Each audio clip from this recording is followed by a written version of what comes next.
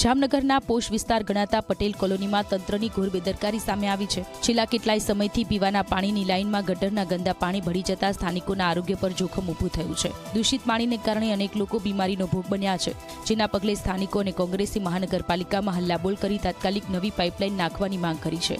અગાઉ અનેક રજૂઆતો કરવા છતાં તંત્રે કોઈ દરકાર ન લેતા આજે લોકોનો આક્રોશ ફાટી નીકળ્યો હતો। કોંગ્રેસના નેતૃત્વમાં આવેદનપત્ર આપીને ચીમકી આપવામાં આવી છે કે જો વહેલી તકે ઉકેલ નહીં આવે તો આંદોલન તેજ કરાશે। તો મહાનગરપાલિકાના વોટર વર્કર્સ વિભાગના અધિકારીઓએ સ્વીકાર્યું છે કે વર્ષો જૂની પાઇપલાઇન લીકેજ હોવાને કારણે ગટરનું પાણી ભળે છે।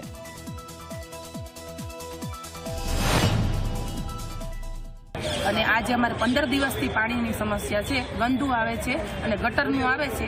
આજે 15 દિવસથી અમારે નાનાથી વૃદ્ધો બાળકો નાનાથી મોટા લઈને માંદા પડે છે।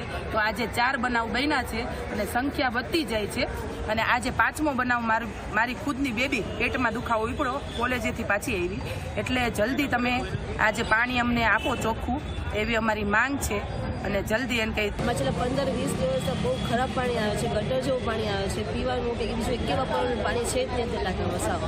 ઘણી રજૂઆતો કરી છે, હજુ સુધી કોઈ એવું સરખો જવાબ નથી આપ્યો અને જેમ કે છે તમારે જ્યાં જવું ત્યાં તમે જાઓ। રિક્વેસ્ટ છે કે પ્લીઝ જલ્દી નિવારણ કાઢો અને ચોખ્ખું સારું પાણી આપો અને વધારે ટાઈમ આપો। પાણી સાવ સ્પીડમાં નથી આવતું જ્યારે આવતું।